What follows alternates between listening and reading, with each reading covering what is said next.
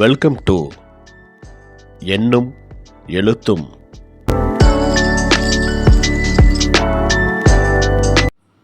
அனைவருக்கும் வணக்கம். 3ஆம் பருவம் 5ஆம் வகுப்பு கணக்கு பாடம். 3ஆம் பாடம் இறுதியில் கொடுக்கப்பட்டுள்ள மாதத் தேர்வு 1 இந்த பகுதியில் கொடுக்கப்பட்டுள்ள கேள்விகள் மற்றும் அதற்கான பதில் என்ன அப்படிங்கிறத இந்த வீடியோவில் பார்க்கலாம். பின்வரும் வினாக்களுக்கு விடையளி. ஒவ்வொரு சிறிய சதுரத்தின் பக்க நீளம் 1 சென்டிமீட்டர் எனில் கொடுக்கப்பட்டுள்ள வடிவத்தின் சுற்றளவு மற்றும் பரப்பளவை காண்க அப்படின்னு கேட்டிருக்காங்க.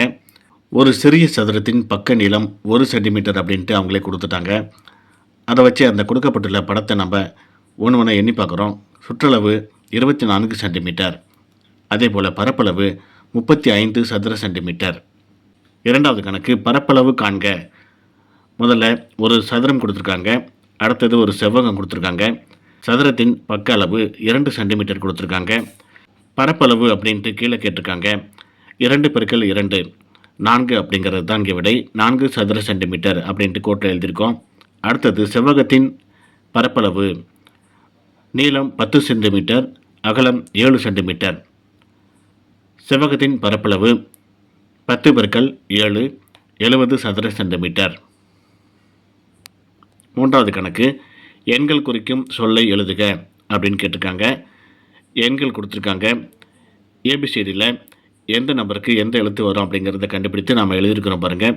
ஃபஸ்ட்டு ஒன்றுக்கு ஆரஞ்சு, இரண்டாவதுக்கு மதர், மூன்றாவது பனானா. அடுத்து 4வது கேள்வி அருகில் உள்ள 10க்கு முழுமைப்படுத்தி விடை காண்க அப்படின்னு கேட்டிருக்காங்க. முதல் கணக்கு பாருங்கள். 15 × 15, அதுக்கு கீழே உண்மை மதிப்பு அப்படின்னு கேட்டிருக்கு. 15 × 15 30 அப்படின்ட்டு எழுதியாச்சு. உத்தேச மதிப்பு அப்படின்ட்டு அடுத்த வரியில் கேட்டிருக்காங்க. 15 தோராயப்படுத்தும் போது 20 அப்படின்ட்டு வரும். 2 15ஐயும் தோராயப்படுத்தி அதுக்கு பிறகு அதை கூட்டி 40 அப்படின்ட்டு கீழே எழுதியிருக்கிறோம். இதே போல் இரண்டாவது கணக்கு பாருங்கள். 19 − 11 அப்படின்னு கேட்டிருக்கு. உண்மை மதிப்பு 19லேருந்து 11 கழித்தா மீதி 8. உத்தேச மதிப்பு 19 தோராயப்படுத்தும் போது 20 அப்படின்ட்டு வரும். 11 தோராயப்படுத்தும் போது 10 அப்படின்ட்டு வரும். 20ல் 10 போயிடுச்சுன்னா மீதி 10. இதுதான் உத்தேச மதிப்பு.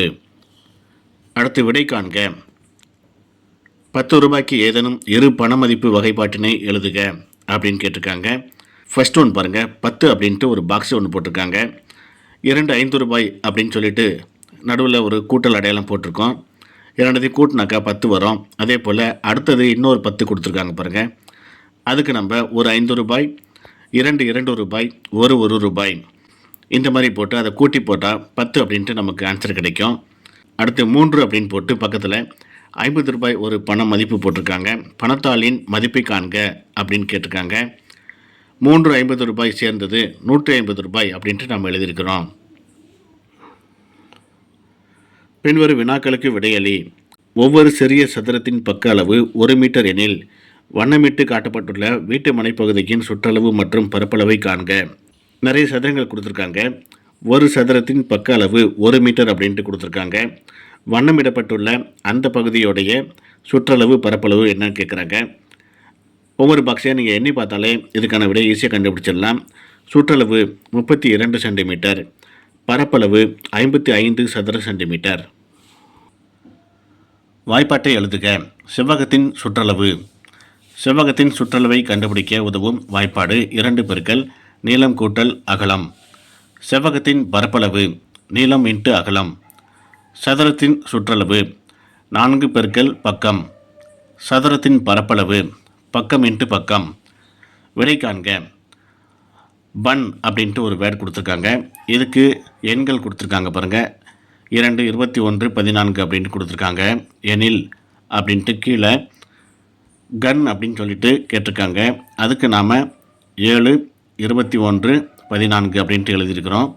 இரண்டாவது கணக்கு சன் அப்படின்னு கொடுத்துருக்காங்க. 19 21 14 அப்படின்ட்டு வரும். அதுக்கு கீழே பன் 37 எனில் கன் அப்படின்னு சொல்லிட்டு கொடுத்துருக்காங்க. அதாவது என்ன செய்ய சொல்லியிருக்காங்க அப்படின்னாக்க எல்லாத்தையும் கூட்ட சொல்லியிருக்காங்க.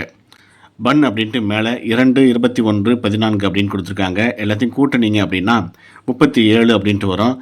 அதான் இங்கே இரண்டாவதாக கொடுத்துருக்காங்க. பன் 37 எனில் அப்படின்னு கொடுத்துருக்காங்க பாருங்கள். கன் எவ்வளோ அப்படின்னு சொல்லி கேட்குறாங்க. அப்போ கன் அப்படின்ட்டு மேலே ஃபஸ்ட்டு 7, 21, 14ன்னு நம்ம போட்டிருக்கோம். இதை எல்லாத்தையுமே நம்ம கூட்டி கீழே 42 அப்படின்னு சொல்லி போட்டிருக்கோம். சன் அதுக்கு எவ்வளோ அப்படின்ட்டு கூட்டி பாருங்கள், 54 வரும். அதை நம்ம கீழே எழுதியிருக்கிறோம். அடுத்த கணக்கு, அருகில் உள்ள 10க்கு முழுமைப்படுத்தி விடை காண்க அப்படின்னு கேட்டிருக்காங்க. ஃபஸ்ட்டு நம்பர் பாருங்கள், 45 கொடுத்துருக்காங்க. இதை 10க்கு தோராயப்படுத்தும் போது 50 அப்படின்ட்டு வரும். இரண்டாவது கணக்கு பாருங்கள், 26 கழித்தல் 14 அப்படின்னு கேட்டிருக்காங்க. 26 தோராயப்படுத்திக்கணும். 26 தோராயப்படுத்தினாக்கா 30 அப்படின்ட்டு வரும். 14 தோராயப்படுத்தினா 10 அப்படின்ட்டு கிடைக்கும். 30லேருந்து 10 கழிக்கும்போது மீதி 20 கிடைக்கும். அப்போ அந்த டேஷில் நம்ம 20 அப்படின்னு போட்டிருக்கோம் பாருங்கள். அதே போல் கீழே 11 பெருக்கல் 11 அப்படின்னு கொடுத்துருக்காங்க. 11 தோராயப்படுத்தணும் 10க்கு, 10ன்னு வரும். 2 11ஐயும் தோராயப்படுத்தும் போது 10 பெருக்கல் 10 அப்படின்னு தான் வரும். பைத்து 100 அப்படின்னு சொல்லிட்டு விடை எங்கே வந்திருக்கு பாருங்கள். அதுக்கு பக்கத்துலேயே 11 பெருக்கல் 11 அப்படின்ட்டு கொடுத்துருக்காங்க. அது ரெண்டையும் அப்படியே பெருக்கி போட்டிருக்கோம். 121 இது உண்மை மதிப்பு. அடுத்தது விடை காண்க அப்படின்ட்டு கீழே பாருங்கள். கவிதாவிடம் 7 நாணயங்கள் இருந்தன. அவற்றின் மொத்த மதிப்பு 50 ரூபாய். அதன் மதிப்பு வகைப்பாட்டினை எழுதுக அப்படின்னு கேட்டிருக்காங்க. 50 அப்படின்னு போட்டிருக்காங்க. கட்டங்கள் கொடுத்துருக்காங்க பாருங்கள். எத்தனை கட்டங்கள் இருக்குது அப்படிங்கிறத முதல்ல நீங்கள் கவுண்ட் பண்ணி பார்த்துக்குங்க. அதுக்கு பிறகு நம்ம 50 ரூபாயை பிரித்து எழுதி காட்டியிருக்கோம்.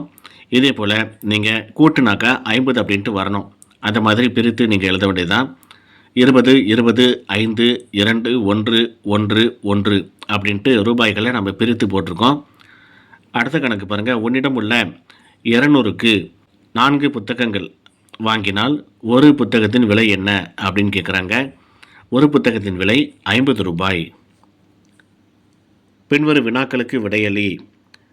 வாய்ப்பாட்டை பயன்படுத்தி கொடுக்கப்பட்டுள்ள வடிவங்களின் சுற்றளவு மற்றும் பரப்பளவை காண்க.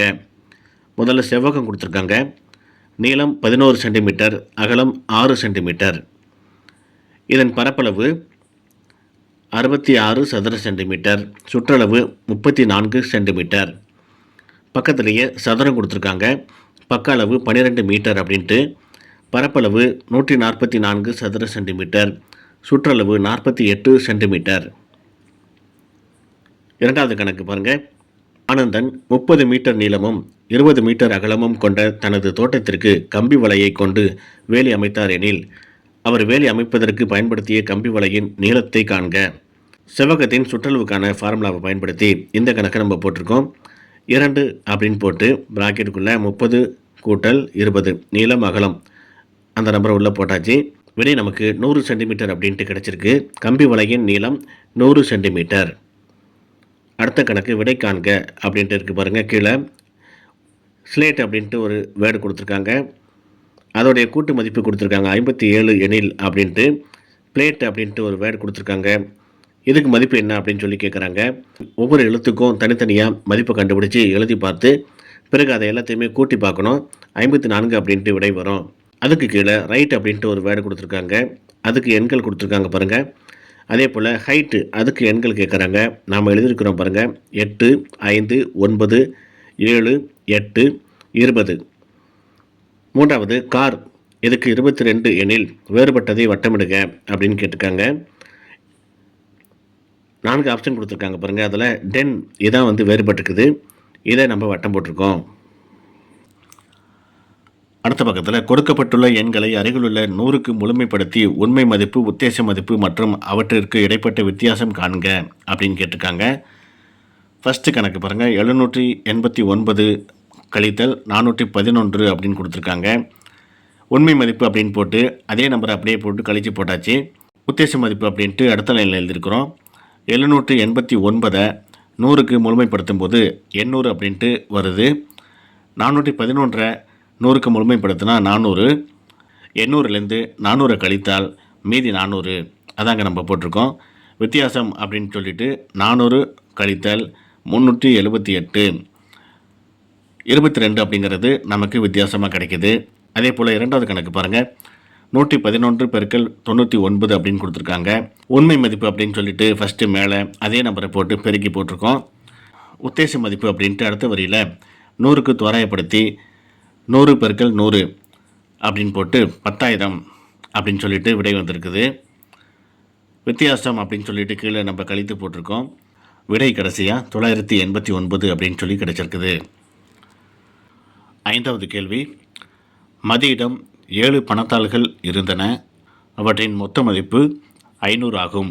அவளிடம் இருந்த தொகையின் பணமதிப்பு வகைப்பாட்டை எழுதுக அப்படின்னு கேட்டிருக்காங்க. 200 கூட்டல் 200, 50 கூட்டல் 20 கூட்டல் 10 கூட்டல் 10 கூட்டல் 10, இதே போல் பிரித்து நம்ம எழுதி காட்டியிருக்கோம். அடுத்து கீழே பாருங்கள்.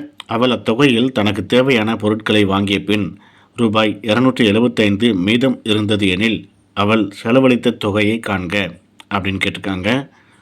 அவள் செலவழித்த தொகை 500 மைனஸ் 275, இதை கழித்தோம் அப்படின்னாக்கா 225 அப்படின்ட்டு விடை கிடைக்குது. இந்த தொகை தான் அவள் செலவு செய்த தொகை. அடுத்து பின்வரும் வினாக்களுக்கு விடையளி அப்படின்னு சொல்லி கொடுத்துருக்காங்க. இந்த கணக்கை படித்து பாருங்கள். வகை கணக்கு மாதிரி கொடுத்துருக்காங்க. இதிலிருந்து முதல் கேள்வி பாருங்கள். ரோஜாப்பூ பாத்தியின் சுற்றளவையும் பரப்பளவையும் காண்க. சுற்றளவு 4x5 20 சென்டிமீட்டர், பரப்பளவு 5x5 25 சதுர சென்டிமீட்டர். இரண்டாவது கணக்கும் அதே போல் தான். இதை படித்து பாருங்கள், நம்ம போட்டிருக்கோம். இதை பார்த்து நீங்கள் அப்படியே எழுதிக்கலாம். மூன்றாவது கணக்கு பாருங்கள். ஆனந்தி, ஊட்டி, மந்த் அப்படின்னு சொல்லிட்டு வார்த்தைகள் கொடுத்துருக்காங்க. அதோடைய மதிப்பு கொடுத்துருக்காங்க, எண்களையும் கொடுத்துருக்காங்க. பக்கத்தில் நமக்கு பார்க், ரோஸ், மண்டே அப்படின்னு சொல்லிட்டு இதுக்கு என்ன மதிப்பு வரும் அப்படின்னு சொல்லிட்டு கேட்குறாங்க. நாம் அதை கண்டுபிடிச்சி போட்டிருக்கோம் பாருங்கள். இதை அப்படியே நீங்கள் பார்த்து எழுதிக்கலாம். நான்காவது கணக்கு. ஆனந்தியின் வகுப்பில் 30 மாணவர்கள் படிக்கின்றார்கள். அவர்கள் அனைவரும் மலர் பூங்காவிற்கு சென்றனர் எனில் நுழைவு கட்டணமாக எவ்வளவு தொகை செலுத்த வேண்டும்? நுழைவு கட்டணம் 30 பெருக்கல் 75, 2250 ரூபாய்.